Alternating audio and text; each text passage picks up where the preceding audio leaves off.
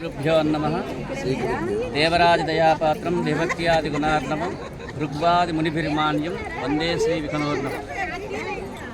శ్రీ భగవంతుడైనటువంటి వాసుదేవుని యొక్క కృప ద్వారా మేము 12వ తేదీ రాత్రికి ఆంధ్రప్రదేశ్ నెల్లూరు జిల్లా కలవల గ్రామంలో బయలుదేరి ఉత్తర దేశ యాత్ర కొనసాగిస్తూ ఈ రోజున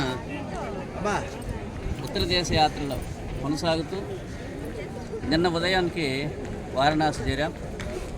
రాత్రి ఒక నిద్ర అయిపోయింది, ఈరోజు 2వ నిద్ర అయిపోయింది, ఈ రాత్రి 3వ నిద్ర చేసి మరలా మా యొక్క యాత్ర కొనసాగుతుంది. ఇప్పుడు మేము మధ్యాహ్నం 1 గంట సమయంలో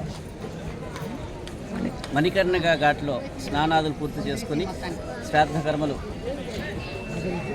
ఆచరించి స్వామివారికి దర్శనార్థమై బయలుదేరి వెళ్తూ ఆదిశంకరాచార్య స్టాట్యూ దగ్గర నిలబడి ఉన్నాం.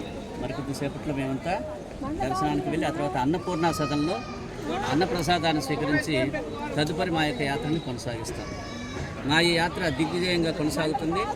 నిన్న వర్షాలు పడినప్పటికీ, రకరకాలుగా వర్షం ద్వారా ఇబ్బంది పడినప్పటికీ ఈ పూట ఎలాంటి ఆటంకం లేకుండా మా ఈ యాత్ర కొనసాగుతుంది.